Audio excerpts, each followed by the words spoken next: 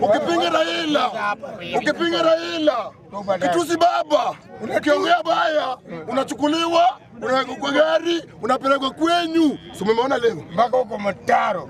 Ngode. Kaa nyumbani kabisa. Kitusi Raila, peke yako. Sahi, wewe na nyumbani na Mungu yako utabaki hivyo. Mtu yote ikwe funzo. Ikwe funzo kwa mwingine. Sahi, ngoja yako nyumbani. Aliingia asubuhi. Atakula mzee. Aliongea mbaya, ako nyumbani tukamsamea. Ngoja tumekusamea. Lakini Juogi. Hata unaona msamaha. Ngoja Juogi bwana inaongea Juogi. Inaongea kitu Juogi. Sasa ukiwa nyumbani umetorokea nyumbani bado kuna Juogi. Hawa Anaongea. Omba tu msamaha. Na nyanya yake pia amemwombea msamaha. Hawa